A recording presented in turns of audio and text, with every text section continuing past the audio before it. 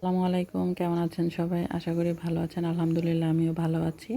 আজকে আমি আপনাদের সাথে শেয়ার করব আমি গরুর গোশতটাকে কীভাবে রান্না করি।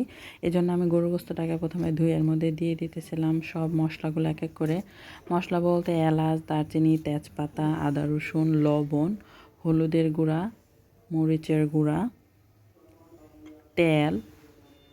আমি মশলাগুলোকে সব একসাথে দেওয়ার পরে সুন্দর মতো করে হাতে মেখে নিতেছিলাম ভালো মতো মাখার পরে এটা আমি ঘন্টাখানেকের জন্য ম্যারিনেট করে রেখে দিব।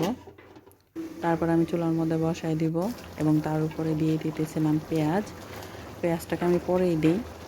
এই যে তারপর সুন্দর মতো করে গোস্তটাকে নাড়াচাড়া করতেছিলাম। গোস্ত কষানো হইতেছিল, এর মধ্যে আমি দিয়ে দিলাম একটা ছোট টমেটো কুচি। আমার শ্বশুর বলে টমেটো দিলে নাকি গরুর গোস্তের ফ্লেভারটা একটু ভালো হয়। যেহেতু আমরা আলু খুব পছন্দ করি পরিবারের সবাই, তাই আমি দিয়ে দিলাম আলু। এই তো সুন্দর মতো করে আলু সহ কষানোর পরে ঝোল দিয়ে মোটামুটি গরুর মাংস সিদ্ধ হয়ে গেছে। তারপরে দিয়ে দিয়েছিলাম জিরার গুঁড়ো আর মরিচ চিরা।